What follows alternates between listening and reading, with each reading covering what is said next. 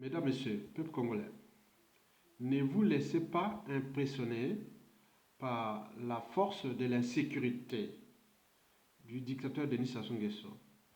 Je vous informe qu'ils ont peur. Ils savent bien que à tout instant, le peuple peut se mettre dans la rue. Et que cette force qui est déjà clanique est composée aussi de quelques mercenaires qui certains sont déjà infiltrés et qui savent qu'à tout instant, on pourra déjouer toute cette démonstration de force qui est inutile, parce que cela ne se passe qu'à Brazzaville. Vous allez voir sur la photo, sur l'image, d'un côté le ministre de l'Intérieur ou ministre de l'Insécurité du Congo, où il y a eu des affaires de Chakona, où un jeune noir fut abattu et menotté et abattu dans la rue. Donc c'est une force d'insécurité. C'est une force d'autodéfense tribale et clanique politique au service de la tyrannie incarnée par le dictateur agonisant France-Afrique, Denis Sassou Nguesso. Donc cette force-là, qui est là, qui vont faire leur démonstration de force, il s'agit bien sûr d'un folklore. Parce que pour un vrai professionnel, il faut voir la matière grise qui compose cette force. Donc, vous savez que pour mesurer les quotients intellectuels d'une force ou d'un groupe, il faut voir celui qui est à la tête de cette force. Quand on voit ces gens-là, bon, il n'y a rien du tout. À côté, vous allez voir aussi au milieu, il y a de l'autre côté, il y a le patron des services des renseignements congolais ou le patron des services de secret congolais qui est le neveu Jean-Dominique Okemba, qui pense qu'il est déjà le successeur de son oncle et qui est en guerre de pouvoir ou de coup d'état de parler avec le fiston du dictateur Denis Sassou Nguesso. Donc vous imaginez qu'il se prépare à quelque chose. Et donc pour nous c'est une manière simplement d'impressionner les uns et les autres. Vous allez voir dans la vidéo que je vais vous montrer avec le doigt, la fille du dictateur Denis Sassou Nguesso, qui est d'ailleurs le maire de cette commune qui est située au nord de la ville de Brazzaville. Donc ils ont peur. Donc comme ils ont peur, ils cherchent à impressionner l'opinion nationale et qui est déjà traumatisée et autres, et croient que ils vont gagner. Non, le peuple a toujours les derniers mots et les derniers jugements.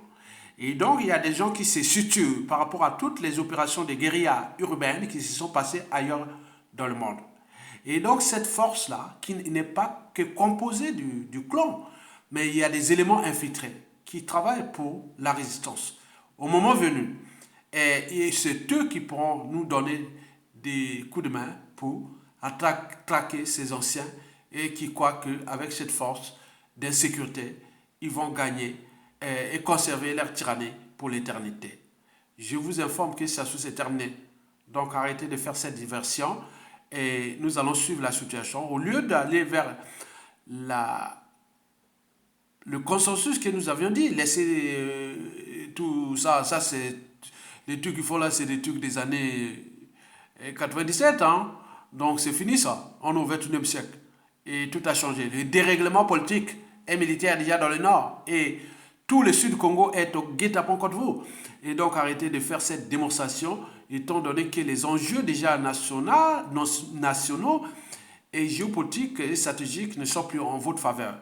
Donc arrêtez de faire ça. Si vous voulez sauver votre tyrannie en brutalisant les Congolais, mais c'est à votre risque et péril.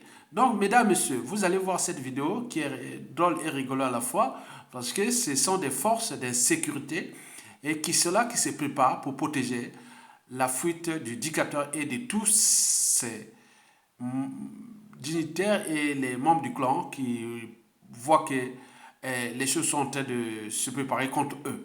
Regardez et observez. C'est du folklore.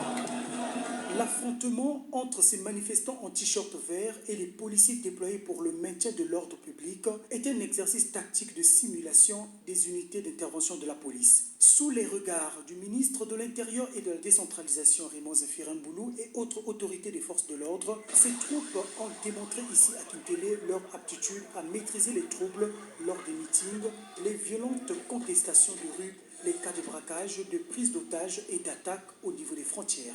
Notre société est confrontée aux défis sécuritaires multiples. Ah, pauvre et gars, on va te variés. Et récupérer. Ces unités ont C'est terrible. l'obligation C'est qui ce gars-là? d'apporter des réponses appropriées. Garantir l'ordre public sur l'ensemble du territoire national nécessite des hommes et des matériels performants. Face au déficit d'équipement avéré, le gouvernement envisage à les renforcer. Même les grandes armées... Le ministre de l'Intérieur, la fille du dictateur et le patron des services secrets.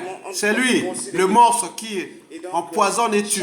Ça, la fille du dictateur. Et ça, c'est le ministre de l'Insécurité. Le gouvernement fait un effort. On va encore s'approprier d'autres matériels. Tout ce que je peux leur demander, c'est de continuer à s'exercer. Et c'est ça... Continuer à tuer. Que nous ayons des policiers professionnels...